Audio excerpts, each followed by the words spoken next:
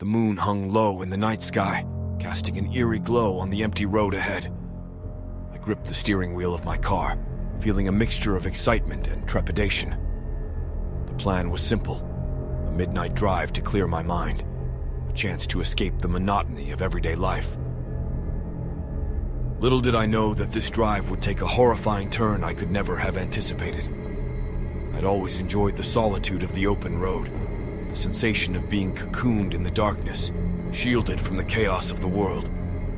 But on this particular night, as I cruised along a deserted stretch of highway, a sense of unease began to settle in the pit of my stomach. The landscape around me seemed unfamiliar, as if the road itself was leading me into the unknown.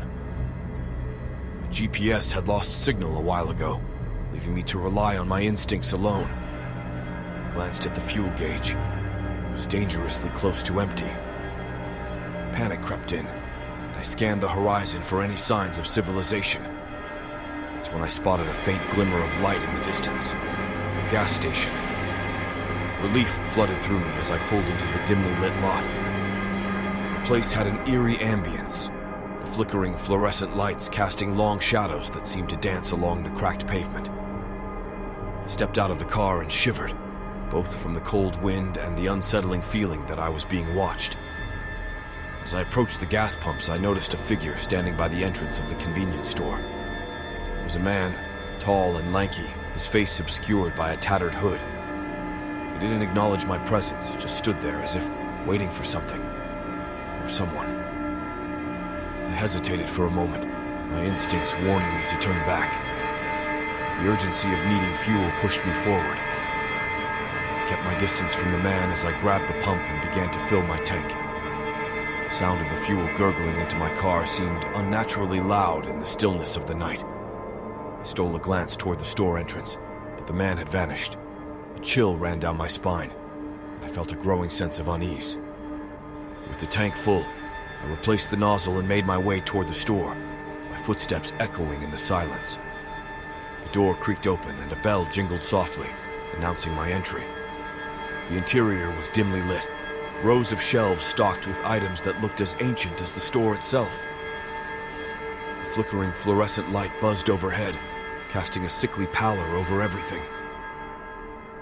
"Hello?" I called out, my voice echoing through the empty aisles. No response. I browsed the shelves, grabbing a bottle of water and a bag of chips, hoping to make a quick purchase and get back on the road. But as I approached the counter, I noticed something strange. The cash register was open, its drawer pulled out. It looked as though someone had left in a hurry. A feeling of dread settled over me, and I turned to leave. But as I reached for the door handle, a raspy whisper brushed against my ear, sending a shiver down my spine. "Leaving so soon?" I spun around, my heart pounding.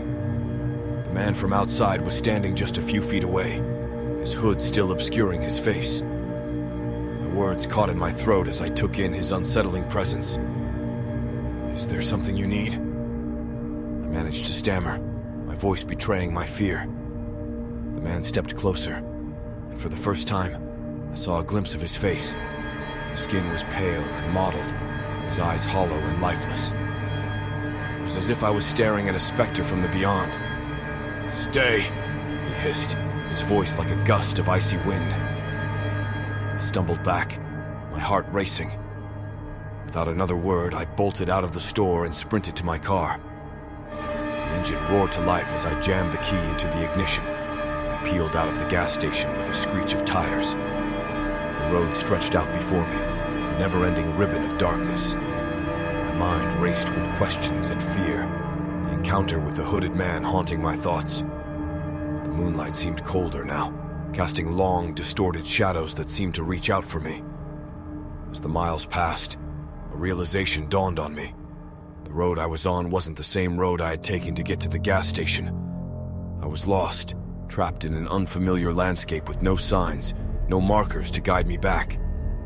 Panic clawed at my chest as I realized that the road ahead seemed to stretch on forever, a nightmarish loop that refused to let me escape. Hours turned to an eternity as I drove, each passing mile adding to my terror. The car's headlights illuminated the same surroundings over and over again. The same gnarled trees, the same desolate fields. It was as if time itself had warped, trapping me in a nightmarish loop.